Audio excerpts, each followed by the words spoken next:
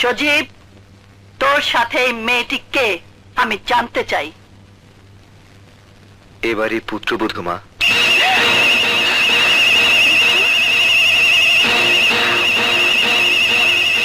পুত্রবধূ এই বাড়ির?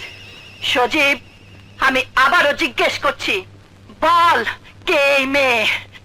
বললাম তো মা, আমার স্ত্রী, তোমার বৌমা।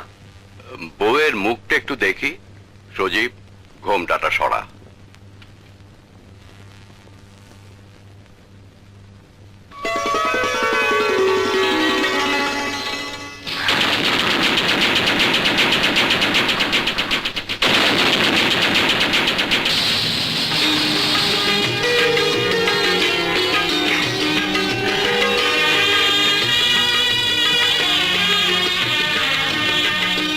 মাশাআল্লাহ, কি সুন্দর, যেন পূর্ণিমার চাঁদ।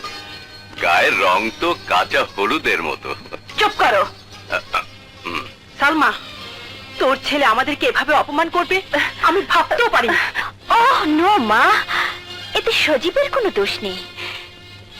গ্রামের কিছু গরিব ঘৃণিত মানুষ আছে যারা ছেঁড়া কাঁথায় শুয়ে লাখ টাকার স্বপ্ন দেখে।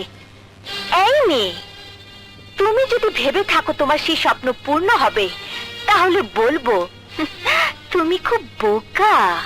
তোমার মতো ছেলে ধরার ব্যবসা করা মেয়েরা কোনোদিন কারো বউ হতে পারে না। এখানে অভিজাত সম্মানীয় মেহমানদের দিকে তাকালেই বুঝতে পারবে তোমার শরীরের এই পোশাক এই মাহফিলে বড়ই বেমানান। তোকে দেখেই মনে হয় অসভ্য, ছোট লোক, নষ্টা মেয়ে।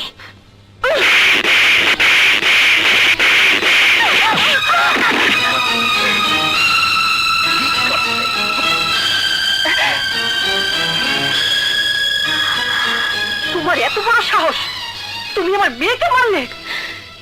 যে মেয়ে আরেকটা মেয়ের সম্পর্কে ভালো করে না জেনে নষ্টা মেয়ে বলতে পারে,